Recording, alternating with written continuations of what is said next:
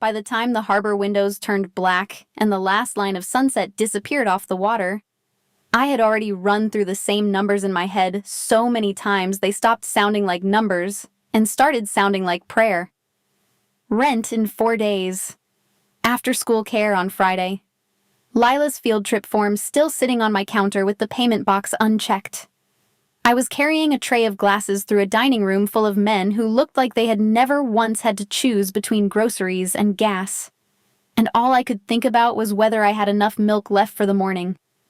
That was the thing about fear when you were a single mother. It never arrived by itself. It showed up holding hands with math. The restaurant sat on Baltimore Harbor, glass and dark wood and low amber light. Most nights, and the room belonged to anniversary couples, finance guys, tourists wanting seafood with a view. That night, it belonged to one private party, and from the second I walked in, I could feel the difference. Nobody had raised a voice. Nobody needed to. The host stand had been cleared early. The front windows were half-screened. 2 extra men stood near the entrance in tailored coats that did not quite hide the shape of their shoulders. Another lingered near the hallway leading to the kitchen, never blocking the way, just existing in it. The whole room felt less like a dinner and more like a perimeter pretending to be one. I had learned a long time ago how to make myself smaller in places like that. Not weak, just forgettable. There was a skill to it. Keep moving. Anticipate what people want before they ask.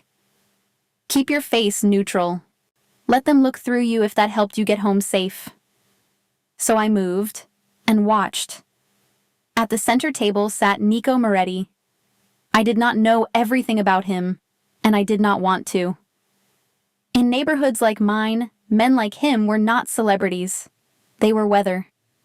You learned the outline because not knowing could cost you. He was younger than I expected, maybe late 30s, in a dark suit, with no wasted motion, the kind of stillness that did not read as calm so much as control.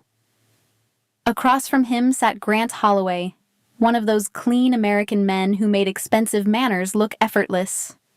If I had seen him anywhere else, I might have taken him for a donor or a developer. But something about him sat wrong with me almost immediately. He looked relaxed in a room that did not feel safe enough for real relaxation. The seating did not help. The private dining room held 12 comfortably, but only 6 places had been set. 2 on each long side. 1 at each end. Yet the gravity of the room stayed locked at the middle, where Nico and Grant faced each other over white linen and candlelight. Everyone else orbited. Men stood where they could see doors, hallways, reflections in the glass. Nobody drifted casually. Nobody forgot their position. Even my manager noticed it. He pulled me aside before service and told me to keep the table happy, keep the pacing smooth, and not improvise. I kept circling in and out, refilling water, clearing plates, replacing cutlery. The words at the table never came clearly enough to make sense of, only tones. Grant sounded smooth, warm in a way that felt practiced. Nico sounded harder to read. Not cold, exactly, and more like a man who had no need to decorate what he meant. I noticed his hands because service trains you to notice hands. Nico had a habit. Whenever Grant leaned in, Nico's right hand settled near the edge of the table, close to where the cloth fell, like he needed one quiet point of contact while he listened. Once I saw it, I could not stop seeing it. By 8:30, my feet were throbbing inside my shoes, and all I wanted was the end of the shift and my kitchen light, and Lila asleep under the blanket with the faded yellow stars. Ms. Dolores had kept her overnight for me because the event ran late. I was clearing the side of the table between courses when I noticed a tiny fold in the linen near Nico's place setting. Not enough to matter to anyone else. Enough to matter to me. Small things were my job. I crouched. I reached under the hanging edge of the cloth and smoothed it by instinct. My fingers brushed the underside of the table. For 1 second I thought it was condensation, or spilled wine, or polish not fully dried.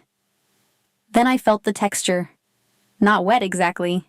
Slick, slightly tacky, almost invisible against the wood. I pulled my hand back and kept my face still.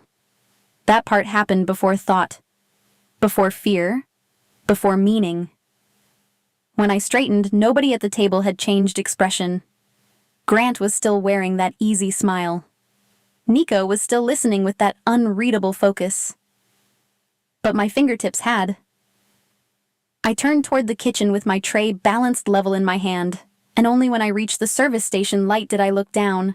A clear, sticky sheen caught across the pads of my fingers, and before I could explain why, something inside me went cold.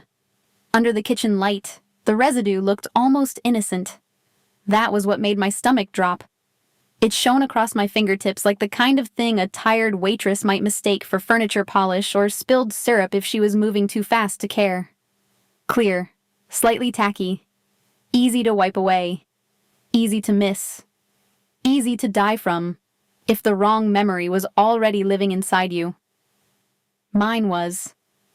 Years earlier, my brother Noah had taken a dock cleanup job because rent was due, and pride had never paid a bill in our family. A container had leaked near one of the older shipping lanes, and the men who hired the crew had treated the whole thing like inconvenience instead of danger. Noah came home talking about a strange gel on a rusted surface, how it had clung to his gloves and somehow gotten onto his skin anyway. He laughed about it that first night, said he was fine. 4 days later, he was in a hospital bed with monitors clipped to his chest and our mother gripping the rail hard enough to turn her knuckles white. What scared me most was not how sick he got. It was how quietly it happened. No dramatic collapse, no obvious warning. Just a tiredness that kept deepening, nausea that would not let up. Doctors moving faster after hours of acting like maybe it was a virus, maybe dehydration, maybe stress. By the time somebody asked the right questions about where he had worked and what he might have touched, the damage was already inside him doing what damage does best when it wants to stay hidden. Our family learned a terrible vocabulary that week. Absorption, delayed onset, exposure window, organ stress. We learned that some chemicals did not burn or stain or announce themselves. They entered a body quietly, the way bad news enters a life. By the time fear arrives, it is already late. I stood at the service station with my hand held away from my apron, and knew that what I had touched under Nico Moretti's side of the table did not belong there. Maybe it was not the exact same compound, but it was something meant to work through skin, meant to stay unseen, meant to leave confusion behind instead of proof. I rinsed my fingers once, then again. When I looked back through the kitchen door, the dining room no longer felt tense in a vague way. It felt arranged, and not by chance. Nico at the center, Grant facing him with that polished ease. The men near the entrance standing where they could contain movement without appearing to. One near the kitchen corridor, close enough to intercept staff, far enough to look incidental. Even the table itself now looked chosen. That was the moment the fear changed shape. Until then, it had been fear for him, or maybe fear of whatever kind of men would do something like that during dinner. But once the pattern locked into place, I understood something worse.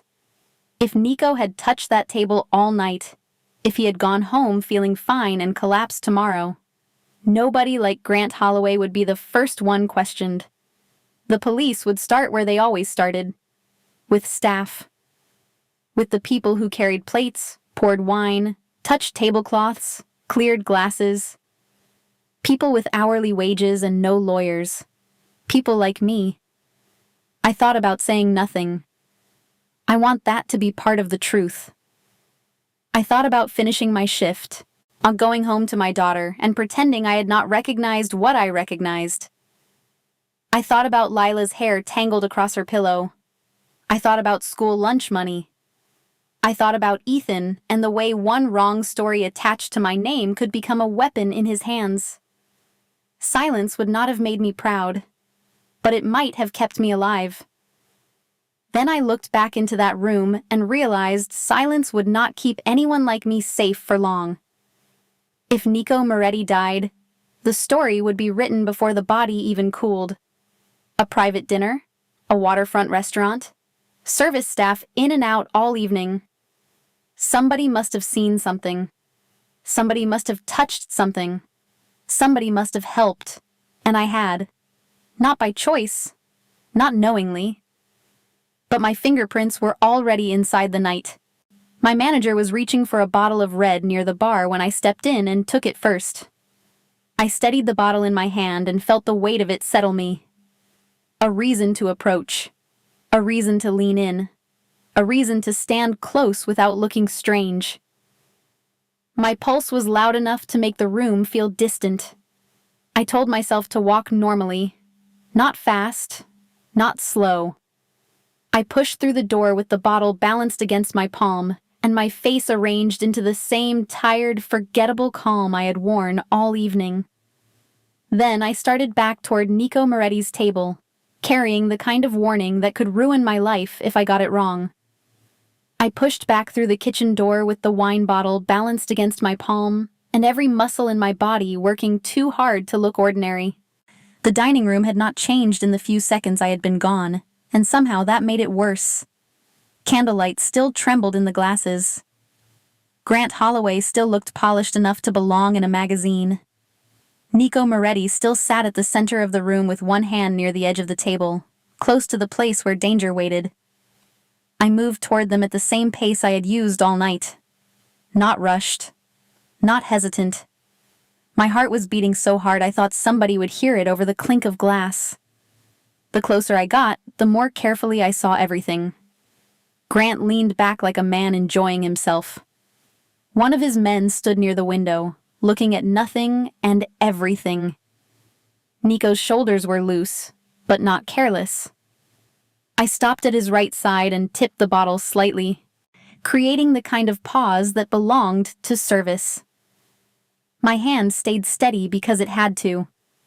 I bent just enough to place my face near his shoulder, as if I were checking whether he wanted more wine, and I let the warning leave me in the smallest possible way.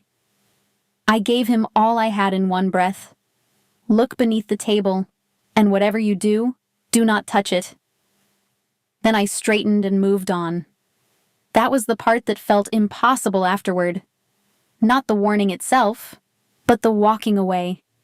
I had done something that could get me killed, and then I had to cross the room like I was thinking about nothing more serious than dessert service.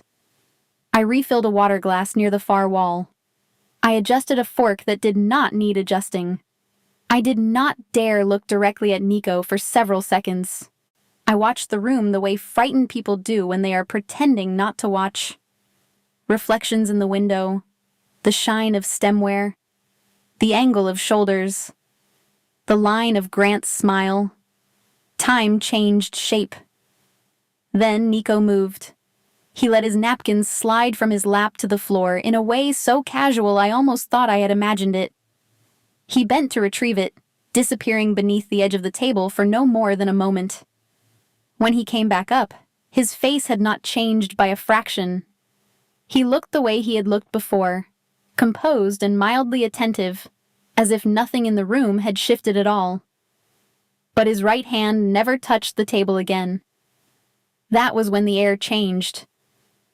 Nico reached for his glass with his left hand. He leaned back instead of forward. When Grant seemed to invite emphasis, Nico folded both hands loosely together, instead of resting one near the table's edge. Grant noticed almost immediately. His smile stayed where it was, but it went thinner, harder. I saw his eyes flick once toward Nico's hand, then toward the tablecloth, then toward the men around the room. It was the fastest break in composure I had ever seen. Nico did not rush. That was the terrifying part. He did not accuse anyone or turn the room into a scene. He simply let stillness do the work for him. One of his men, a dark-haired man I had barely registered all evening, stepped closer when Nico gave him the smallest signal. Not a nod, just a shift. Permission. The man came to Nico's side with a folded white cloth and reached carefully beneath the table. Nobody in the room breathed the same after that. When he pulled the cloth back, there was almost nothing to see. A faint, clear smear, barely enough to count as evidence. Yet the silence that followed it felt heavier than shouting could have. Grant's expression held for one more second, maybe two. Then something behind it faltered.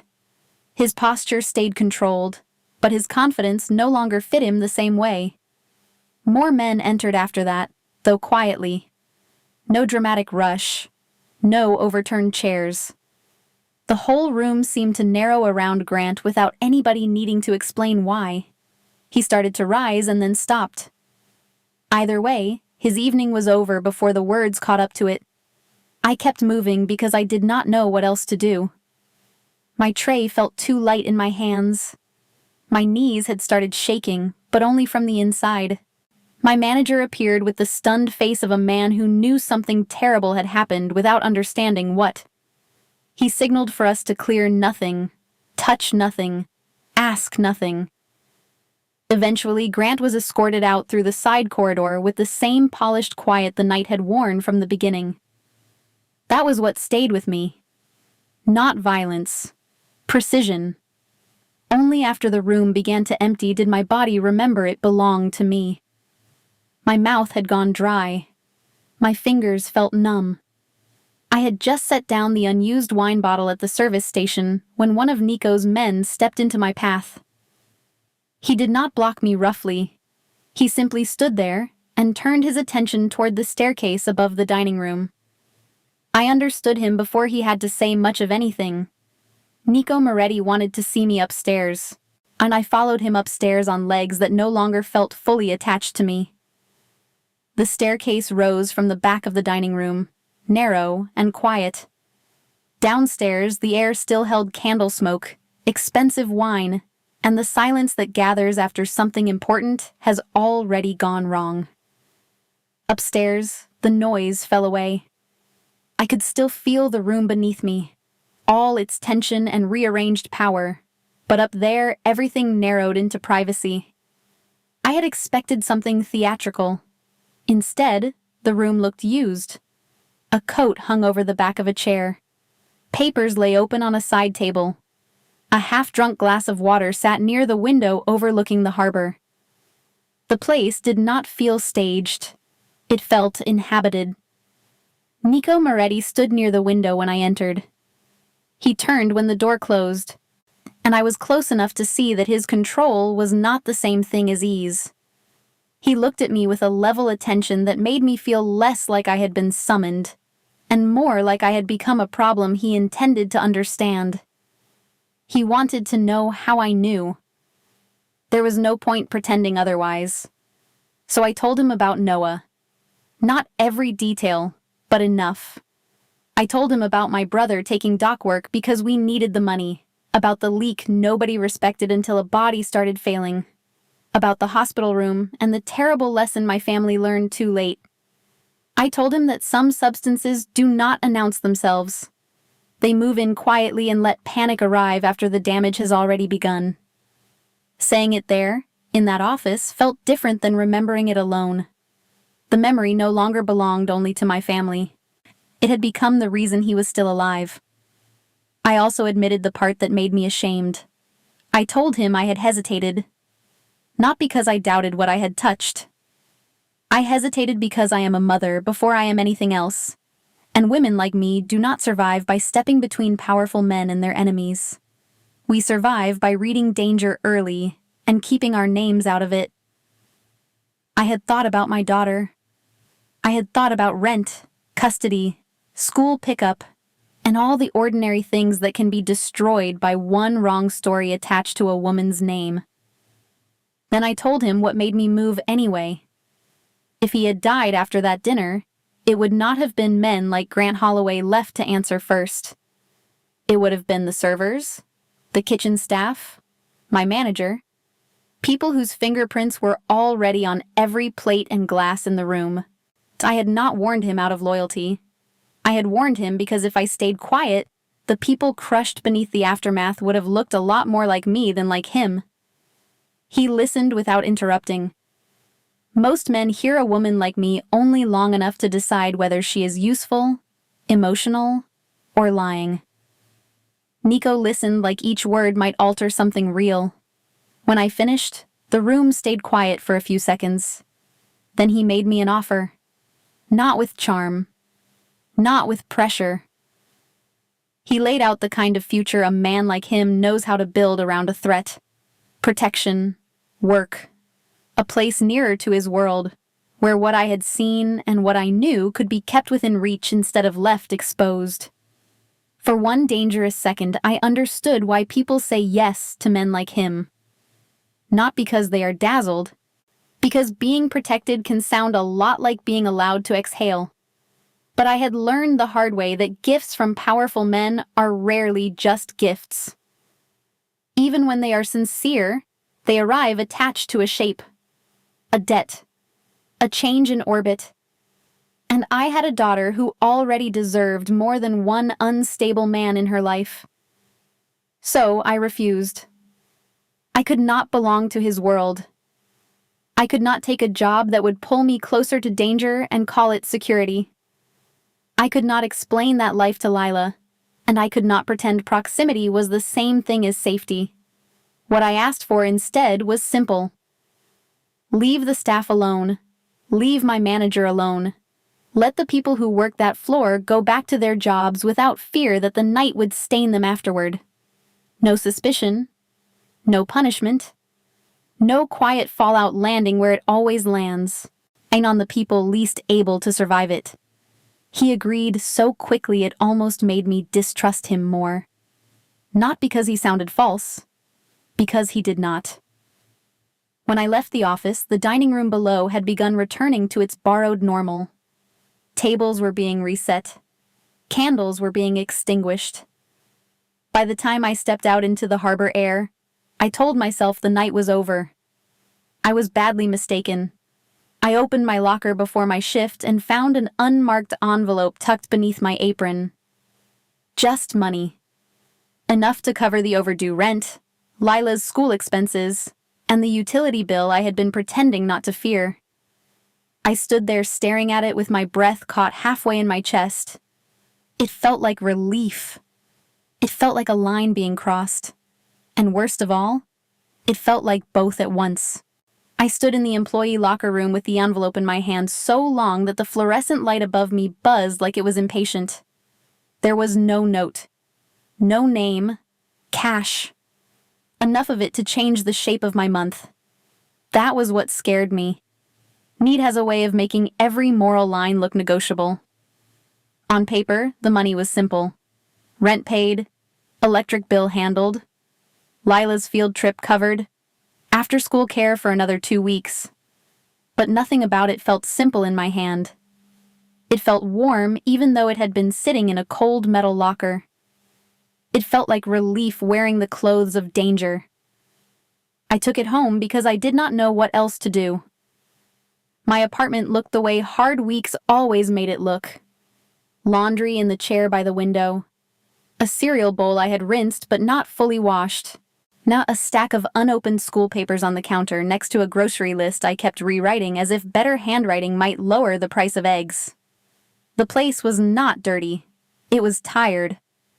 There is a difference, and women like me know it by heart. Lila was coloring at the table when I came in. She looked up with the kind of trust that can break your heart on a normal day and nearly undo you on a hard one. I kissed the top of her head, set down my bag, and slipped the envelope into the drawer beneath the junk mail, as if hiding it from sight could make it less real. The rest of the evening moved the way motherhood always makes it move. Dinner, bath, purple pajamas instead of the blue ones because the blue ones were apparently scratchy now. Signing a reading log. Checking a permission slip twice just to confirm that yes, the school still wanted money for something by Friday. By the time Lila fell asleep, I was sitting at the kitchen table with the bills spread around me and the envelope placed in the middle like a dare. I hated how quickly my mind started spending it. That was the most honest part. Not fear, not pride. Arithmetic. I could pay the landlord before he taped another reminder to my door. I could stop pretending I had not seen the final notice from the gas company. I could buy Lila the new sneakers she needed, instead of waiting another month and hoping nobody noticed the worn sole peeling near the toe. But money is never just money when it comes from a man powerful enough to place it in your locker without asking whether you would want it there. I did not sleep much that night. The next morning brought the ordinary mercy of routine. Toast cut crooked because I was half awake. Lila asking whether ducks ever got bored of water. Me braiding her hair while mentally calculating tips from the weekend. Life did not pause because my world had tilted. Ethan called that afternoon. He had a gift for sounding responsible whenever it cost him nothing. He could wrap judgment inside concern so neatly that, if you were not the one living with him once upon a time, you might mistake him for thoughtful. Lately, he had been circling back to old themes: stability, structure, whether Lila needed more consistency, whether my work hours were ideal for a growing girl. Men like Ethan never say you are failing outright. They ask questions in a tone that leaves the accusation sitting there on its own. I knew what he was doing. He knew I knew. That was our version of co-parenting. At work, everyone behaved as if the private dinner had become a story too expensive to remember. The table was reset, the glasses polished. My manager kept thanking me for being steady that night without explaining what exactly he thought I had steadied. The dining room looked almost cruel in its normalcy. Same candles, same harbor view, same polished wood. What I could not wash off was the feeling of being noticed. At first it came to me as coincidence. A dark sedan parked across from my building 2 evenings in a row. A delivery problem at the restaurant resolving before my manager even finished complaining about it. A drunk man outside the side alley one night being moved along before he got close enough to bother the closing staff. None of it was dramatic. That was the point. It felt like somebody had extended an invisible roof over my life and expected me to understand without being told. I resented it. I also slept a little better, which made me resent it more. By Thursday, the envelope was gone from the drawer and turned into receipts, paid notices, and one pair of sneakers in Lila's backpack waiting for the weekend. I told myself necessity did not equal surrender. Then Friday came. I arrived early at school pickup because Lila had art club, and Fridays were the day she came out carrying twice as much paper as seemed physically possible. I was halfway across the sidewalk when I saw him. Ethan. He was standing near the fence in a jacket I knew he wore when he wanted to look like a man with his life together. Hands in his pockets, calm posture, not supposed to be there. Not on my day, and not without telling me first. And in that instant, with the sun on the school windows and children's voices spilling toward the sidewalk, I felt something colder than fear settle into me. Whatever had started at the harbor had found the map to my real life. Seeing Ethan outside Lila's school did not feel dramatic. It felt administrative. That was what made it worse. He stood there like he belonged, like fathers waiting at pickup always belonged, like access was the same thing as care. He did not wave. He did not need to. The message had already landed. He knew where to stand to make me feel watched without giving anyone else a reason to notice. By the time Lila came through the doors carrying a paper mask and a backpack full of glitter, I had my face arranged into something calm. That is one of the ugliest skills motherhood gives you. You learn how to smile while your mind is checking every exit. Ethan bent slightly when she reached us, all soft edges and practiced warmth. And for a few minutes he looked exactly like the kind of father strangers would trust. That had always been his advantage. He understood image. He knew how to sound responsible in public and vague in private. He knew how to ask whether I was doing all right in a tone that made it sound as if my answer could be entered into evidence. On the walk to the car, he kept close enough to be inconvenient and far enough to stay deniable. He asked careful questions about my work schedule, whether the late shifts were becoming a pattern, whether I had people around me I trusted. Nothing direct. Nothing a judge would hear as a threat. And just the steady pressure of a man reminding me that he could step into my life whenever it suited him and call it concern. That night, I barely slept. I kept replaying the way he had looked at me, not like an ex making trouble, but like someone testing a lock. At the restaurant, the harbor moved as if none of us mattered. Cargo lights drifted across the water. Deliveries came and went. But now I knew enough to understand that one dinner never stays one dinner when people like Grant Holloway are involved. I started seeing traces of him everywhere. A supplier my manager trusted suddenly stopped answering calls. A temporary hire who had worked the private event was gone without explanation. A dock rumor drifted into the kitchen through one of the prep cooks. Something about paperwork disappearing, and one of Grant's shipping contacts still pushing business through side channels, as if the night with Nico Moretti had only been a delay. That was when the larger truth settled in. Grant had not simply failed. He had survived failure, and men like that do not stop when a plan collapses. They edit, they clean, they circle back. Before, I had been scared in the way working women get scared all the time, privately, efficiently, while still packing lunches and showing up on time. Now it became maternal, which is a different species of terror. Maternal fear is humiliating because it makes your imagination cruel. Every street corner becomes a question. Every late bus. Every unknown number on your phone. You do not just picture harm. You picture schedules interrupted, routines mapped, and your child trusting the wrong face because children are supposed to trust the familiar. That was the week Nico's concern stopped feeling abstract. He never called me directly. He never sent anything vulgar enough to look like ownership. What arrived instead was structure. Problems that should have reached me and did not. A broken hallway light in my building replaced before I could complain.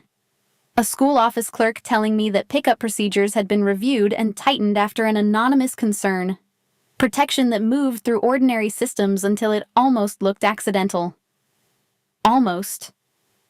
The man who made that arrangement visible was Marco DeSantis. He met me outside the restaurant one evening under the awning as if bad weather had inconvenienced him personally. He was not rude, which somehow made him harder to like. He looked at me the way some men inspect a weak point in a wall. Useful if reinforced. Dangerous if ignored. His tone carried no warmth at all. He did not flatter me for what I had done that night. He made it clear that from his perspective, I was now connected to a problem he had to manage.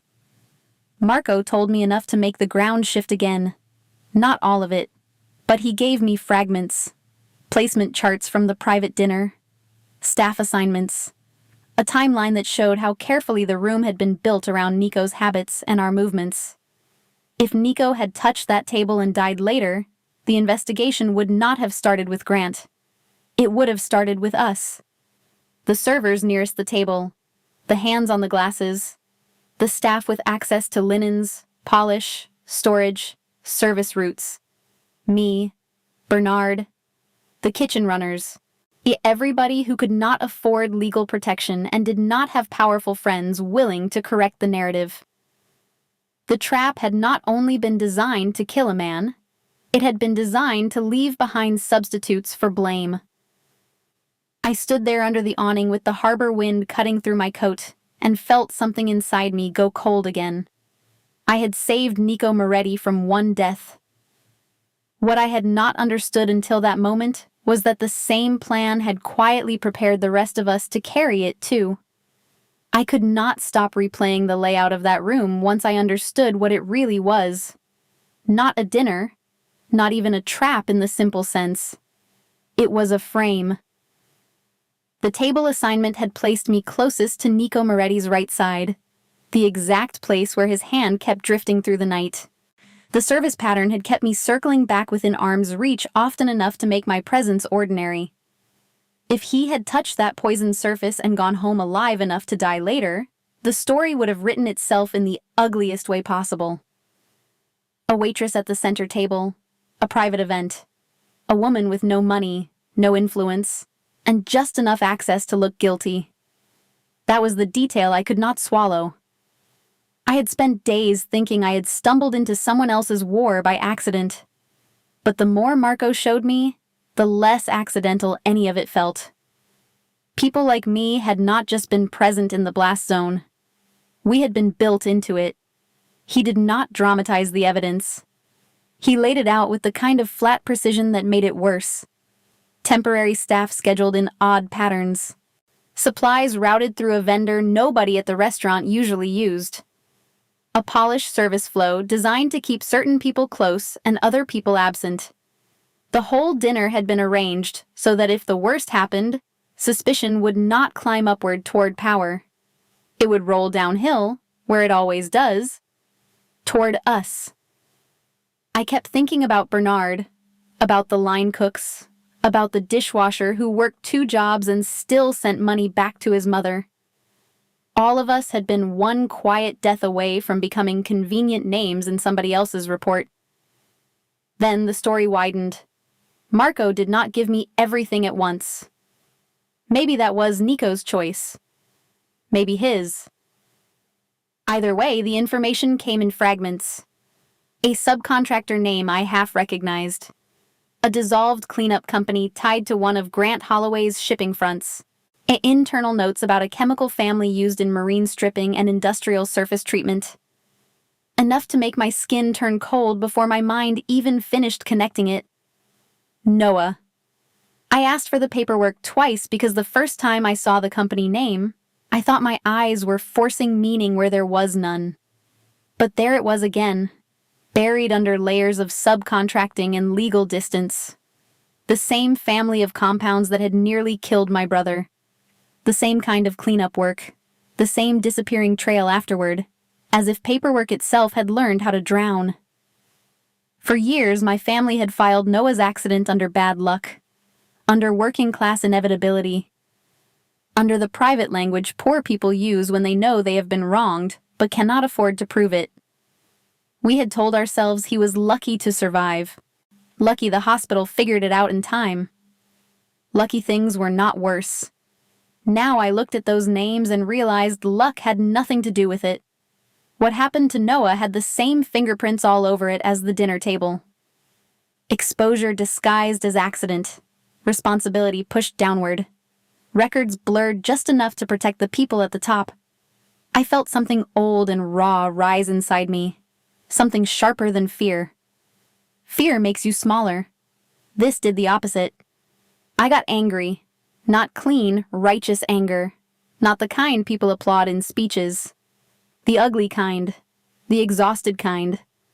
The kind that comes when you realize pain you spent years domesticating might have been designed by people who assumed you were too tired, too poor, and too busy surviving to ever connect the dots. I thought about my mother sitting in that hospital room pretending not to panic, because panic does not lower medical bills. I thought about Noah going back to work before he was ready because recovery is a luxury when rent is due. I thought about all the ways families like mine are taught to call systemic harm unfortunate and move on. Nico never tried to sell me a version of my own life. That was what unsettled me most. He did not recruit me with sympathy. He did not lean on my anger and tell me where to point it. He simply let the truth remain on the table between us. Names, timelines, patterns. Enough for me to see the machine without pretending he built all of it, or could end all of it by himself. That restraint got under my skin more than force would have. I understood force. Ethan used softer versions of it all the time. A men like Grant built entire careers out of disguising it. But Nico did something stranger. He gave me room. He let me know what he knew, and then left the shape of the choice intact. Being pressured would have been easier. I could have resisted that. I knew how to resist men. What I did not know how to do was stand in front of a dangerous man who was treating my decision like it actually belonged to me. That was when I realized silence had changed meaning. Before, silence felt like protection. Stay small. Stay uninvolved. Get home alive. But once I saw Noah's history tangled into the same network, once I understood that the dinner had been designed to bury people like me under someone else's crime, silence no longer looked like safety. It looked like consent purchased through exhaustion. And I had spent most of my life hoping danger would pass by if I made myself uninteresting enough. Now I knew better. If this machine had already touched my brother, brushed my child's future, and nearly set my name on fire beside Nico Moretti's corpse, then standing at the edge of the story was not neutral. It was surrender. So I made a decision that frightened me for reasons bigger than Nico, bigger than Grant, even bigger than the harbor itself. I decided I was done waiting for powerful people to decide how much of my life they were allowed to take. The decision felt bigger in my body than it did in words. I was not agreeing to help Nico Moretti because I trusted men like him. I was agreeing because I finally understood that refusing to look at danger did not keep it outside my door. It just let it choose the hour it wanted to arrive. If my brother's life had already been brushed by the same machine, if my daughter's safety could be measured by men I had never met, then standing still was not caution anymore. It was surrender dressed up as common sense. So I set rules. I did it the only way I knew how, with my spine straight and my fear hidden inside practical language. Lila stayed out of it, completely. No names near her school, no shadows near her routine, no version of protection that made my daughter part of some private map. My job remained mine for as long as I wanted it. I was not going to become a kept woman in better clothes and call it security. No one at the restaurant got touched because of me, not Bernard, not the kitchen staff, not the runners. And most of all, I was not joining anyone's empire, and I was helping uncover the machine that had already reached into my life. Saying those things inside myself made me realize they were not conditions for Nico. They were promises to the person I needed to remain. He listened the way he always seemed to listen, without interrupting the shape of a thing before it had fully formed. There is something unsettling about a powerful man who does not rush to fill silence, does not smile his way around your boundaries, does not act as if kindness buys him entry. Nico never touched me casually. Not once. Never placed a hand on my arm to soften a request. Never leaned close just because he could. He never used the money from the envelope as leverage either. He did not remind me of it. He did not ask for gratitude. He let my conditions stand there between us like real things. And in a life shaped by men who blurred lines whenever it suited them, that kind of restraint felt almost intimate. Marco, on the other hand, made sure nothing became comfortable. He began using me the way suspicious men use information sources, with careful tasks and cold eyes. Walk me through the room again. Show me where the temporary server stood when the second course landed. Tell me which supply carts were out of place. Which delivery crate looked unfamiliar. Which face belonged to staff and which one only pretended to. He did not phrase any of it gently, and I was grateful for that in a way I did not enjoy. It kept me alert. What surprised him, I think, was how much I remembered. People underestimate working women because they confuse invisibility with ignorance. But serving a room teaches you everything about hierarchy. You learn who is being watched and who is being ignored. You learn which footsteps belong and which ones hesitate. I remembered the extra wine opener that had been moved from the normal station. I remembered a supplier box in the back hall with branding I had never seen before. I remembered one temporary hire holding a tray the wrong way, like someone taught posture for appearances but not for actual service. I remembered how Grant's men placed themselves between Nico and his own natural lines of movement while still pretending to be decorative. By the third time I corrected one of Marco's assumptions, his expression shifted. Not warm, not friendly, just less dismissive. At home, the cost of all of it sat down beside me anyway. Lila sensed things children are never supposed to understand, but almost always do. One night while I was folding her school shirts on the couch, she climbed beside me and leaned her head against my arm. She asked if I was tired or sad. I remember thinking how unfair it was that those were the only two categories available to her. when the truth was far more complicated. I told her I was thinking hard. That seemed to satisfy her. For a few minutes, we sorted socks by color, and she told me a story about a classmate who believed turtles could understand music. That small stretch of ordinary life felt more precious than anything Nico or Marco could have arranged for me. It reminded me what every rule had been built around. For a few days, it even seemed like we might be getting ahead of whatever came next. Then the message arrived. It was not dramatic. No threat scrawled across paper. No shattered window. Just a photograph slipped beneath my apartment door while I was making dinner. Lila at school pickup, caught from across the street. Me reaching for her backpack. Ethan's car half visible in the background. No note was attached because none was needed. By the time I understood what I was holding, the room had already changed. The stove was still on. The noodles were still boiling. Lila was in the next room humming over a coloring book. And in my hands was proof that someone on Grant Holloway's side knew exactly who I was, exactly where to look, and exactly how to make fear feel personal now. The photo stayed in my hand long after the water boiled over. I turned off the stove, moved the pot, checked on Lila, smiled when she looked up, and then went into the bathroom and locked the door like that would somehow keep the image from following me. Me reaching for my daughter's backpack. The school fence behind us. Ethan's car in the frame like a signature somebody wanted me to notice. Nothing in it was dramatic. That was the cruelty. It was specific, calm, and intimate enough to tell me that someone had not just found my name. They had found my life. Fear for yourself is one thing. It is ugly, but it is containable. You can tuck it into your ribs and still make dinner, still answer emails, still get through the day. Fear for your child is different. It does not stay in one place. It crawls into everything. The walk from the parking lot to the school gate. The woman who watches her after class. The route home. The time I spend at work. The 10 ordinary minutes between one safe hand and another.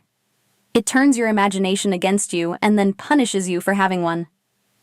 I stood there in that bathroom feeling rage and shame at the same time. Rage that somebody had looked at my daughter and seen leverage. Shame that I had ever believed I could manage this by staying careful and tired and quiet. Motherhood makes you vulnerable in ways nobody warns you about. Not only because you love someone more than yourself, but because the world knows it. I called Marco first because fear had already made my thinking practical. He picked up on the second ring, and even through the phone I could hear his attention sharpen before I finished explaining. He arrived with another man in less than 20 minutes, checked the hallway, took the photo from my hand, and moved through my apartment with the efficient stillness of someone used to measuring risk faster than panic. What followed happened quickly, but never in a way that made me feel handled. That mattered. Nico did not burst in and take over my life. He sent choices, a temporary apartment under another name, a driver for the next few school runs, additional eyes on Ms. Dolores's building. New pickup instructions filed through the school quietly enough that nobody would think I had become the center of a crisis. In a world full of men who used urgency as permission, he did not. By midnight, Lila and I were in a furnished apartment 3 neighborhoods over with neutral walls, fresh sheets, and the impersonal cleanliness of a place prepared for emergencies. I hated how relieved I felt. I hated that relief had his fingerprints on it. Nico came by once, late, after Marco had already checked the locks twice. He did not stay long. He looked more tired than I had seen him before. Not weak, just worn in a way that made him seem human, and therefore more dangerous to me than ever. People like Ethan exhausted you loudly. Men like Nico carried it in silence. He did not try to comfort me with pretty language. He moved through the apartment, noticed what needed noticing, and made sure I understood what had already been put in place. More than that, he left space. Space for me to say yes or no. Space for me to ask questions without feeling foolish. Space for my fear without using it to step closer than I wanted. Lila woke before dawn and wandered into the living room, dragging her blanket behind her. For one suspended moment, I saw the whole scene from outside myself. The strange apartment, the man in the dark coat standing near the kitchen counter, my daughter blinking sleep out of her eyes. I braced for confusion. Instead, she looked at him the way children look at steady adults, curious, measuring. Then she padded to me, climbed into my lap, and settled there without alarm. Nico did not force warmth. He simply softened his posture and lowered the temperature of the room around him. That was enough. Lila asked if we were having a sleepover adventure. I told myself I would never forgive the world for making that sentence necessary. The next day gave me just enough breathing room to think, and thinking is sometimes its own punishment. Marco returned with a tighter timeline, a printout of calls, year-end financial records that made my skin prickle before I fully understood why. Ethan's name did not appear in some dramatic criminal ledger. That would have been easier. What appeared instead were smaller things. Reimbursements, deposits, payments routed through side accounts connected to a consulting shell one of Grant Holloway's people had used before. At first, I tried to explain it away the way women always do when the truth is too ugly to look at directly. Maybe Ethan had borrowed money. Maybe he had been manipulated. Maybe he had not understood what he was attaching himself to. Then I remembered the timing. His sudden interest in pickup schedules. The careful questions about my shifts. The way he had begun showing up in the exact spaces where access mattered most. He might not have known the whole architecture of Grant's network, but he knew enough to trade information for advantage. Enough to let someone dangerous stand nearer to our daughter's life than he ever should have allowed. That was the moment the worst truth settled in. The threat had not broken into my world from the outside. It had been let in by someone who already knew where the door was. The worst betrayal was not that Ethan had taken money. It was how ordinary it made him. If he had been a monster, I could have filed him away in the part of my mind where monsters live. But Ethan was something harder to survive. He was the father of my child. He knew which cereal Lila liked, which cartoons calmed her down when she was sick, which school door opened first at dismissal. He had not needed to understand the full architecture of Grant Holloway's world to become useful to it. He only needed to believe that his own convenience mattered more than the risk he was creating for us. That was what finally burned the last softness out of me. By then, Marco had the timing, Nico had the pressure point, and I had the one thing none of them could manufacture. A place in the story Grant still thought he controlled. The final meeting was dressed up the way men like him always dress evil when they want it to look respectable. A harbor redevelopment briefing, shipping contracts, cameras, public faces attached to private rot. Grant intended to use the event to stabilize himself after the failed dinner, to make it seem as if nothing serious had shifted around him. Nico intended to let him arrive believing that. I insisted on being there. Not hidden in an apartment, and not waiting for the outcome in borrowed safety while men decided which version of my life would survive. This had started with my hands under a table, and my voice in the space between fear and action. I was done being moved aside for my own protection by people who thought that was kindness. Nico did not argue the way Ethan would have argued. He did not turn my fear into proof that I should be excluded. He listened, measured the risks, and made room for my choice inside the plan. Marco hated it, which probably meant it was the right decision. The harbor event took place in a glass-fronted conference space overlooking the water. I wore a plain navy dress and the calmest face I could build. Marco positioned me where I could see without becoming obvious too early. Nico arrived separately, immaculate and unreadable. Grant came in smiling. That smile had built half his life. It belonged on campaign mailers and charity boards. Watching him move through the room, greeting investors and city people with polished warmth, I understood something ugly and clean. Danger does not always come looking dangerous. Sometimes it wears excellent shoes and speaks gently enough to make your instincts feel impolite. The unraveling began with paperwork. Not one dramatic reveal. A contract discrepancy. A shell company name. Shipping logs that did not line up with declared routes. Vendor histories tied to dissolved cleanup firms. Records of payments pushed through side accounts. Marco and Nico's people did not storm the room. They tightened it. They let the truth arrive in pieces too solid to laugh away. I watched Grant's expression change the same way I had watched it change at dinner. First annoyance, then concentration, then the hairline fracture in his certainty. He kept trying to recover ground through tone, posture, and the old habit of sounding like the calmest man in the room. But the room had already stopped belonging to him. And then my part came. I stepped forward when it mattered, not as decoration, not as a frightened witness pushed to the edge, but as the woman who had been standing inside his plan before he ever bothered to notice her. I laid out what I had seen that night at the restaurant.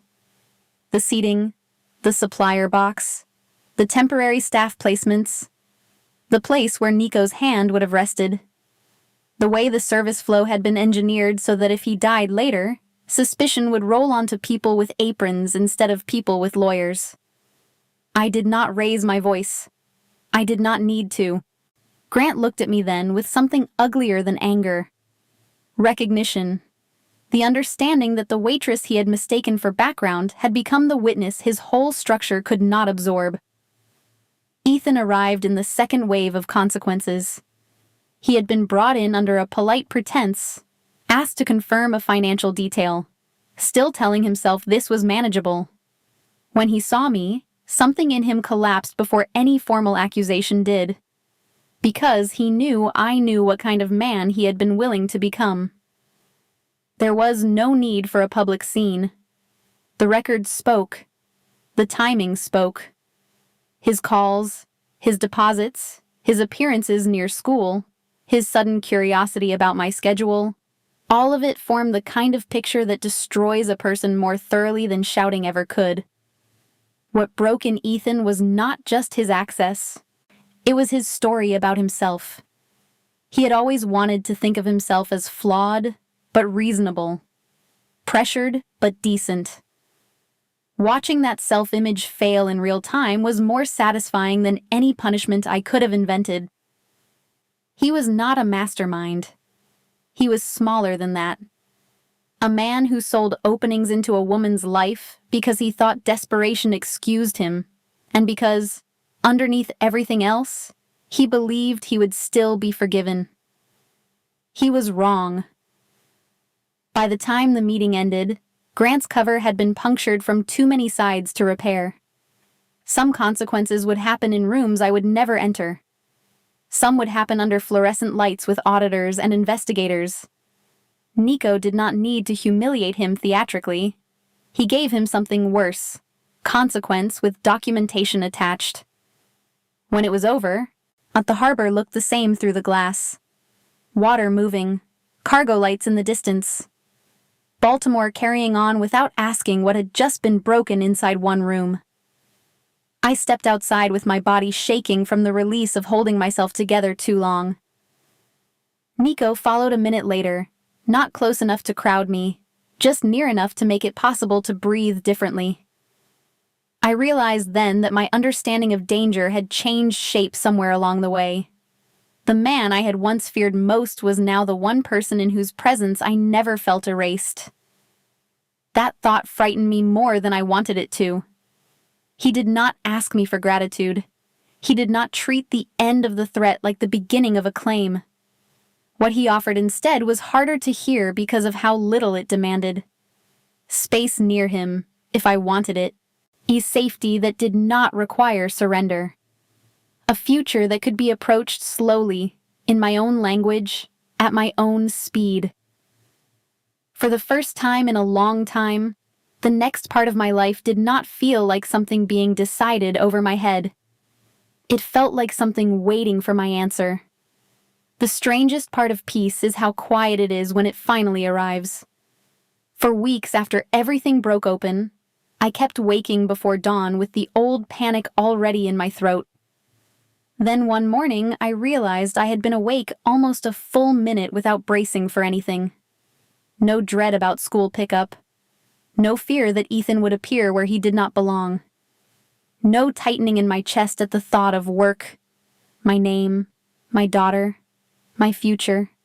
Just a room, soft light, and Lila asleep down the hall. That was when I understood the thing that had changed. It was not that my life had become perfect. It was something simpler. My life had become mine again. Lila was safe. Not in the fragile way safety used to feel, the kind that depended on luck and vigilance. She was safe in the deeper sense. Her routines belonged to her again. Her school days were ordinary. Ms. Dolores walked her home sometimes and complained about her knees and overwatered plants and all the small human things that make a life feel trustworthy. Ethan was still alive somewhere in the city, but he was no longer standing over my life like a question mark. Whatever story he had told himself about being misunderstood had collapsed under the weight of what he had chosen. He no longer had the same access or the same easy assumption that he could step in and redefine reality with the right tone. Losing that mattered more than revenge ever could have.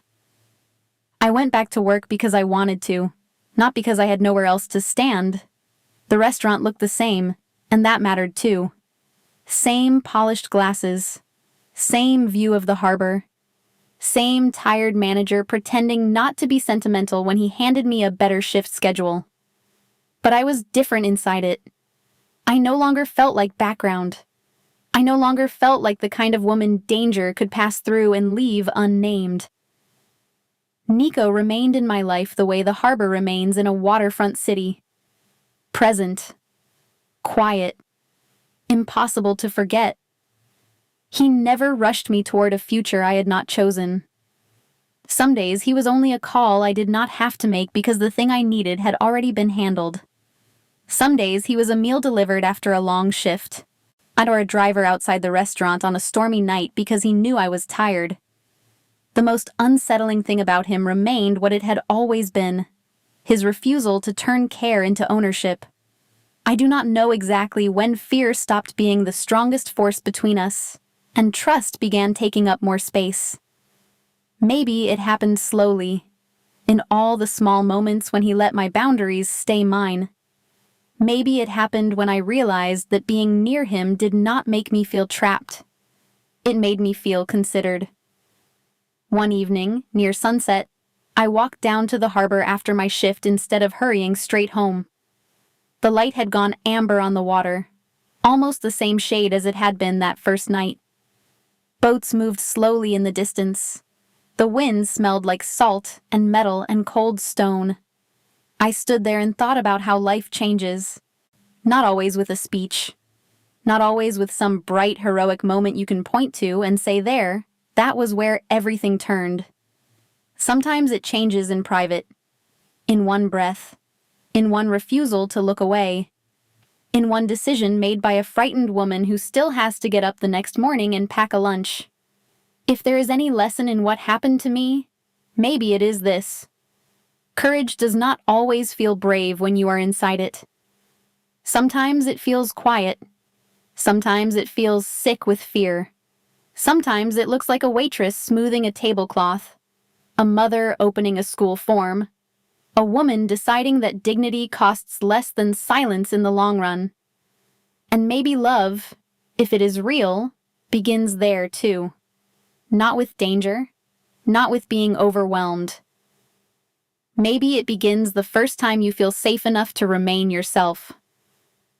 So tell me this: if you had been me, would you have stayed silent that night? And do you think real love begins with desire or with safety? If this story stayed with you, share it, leave a comment, and let me know.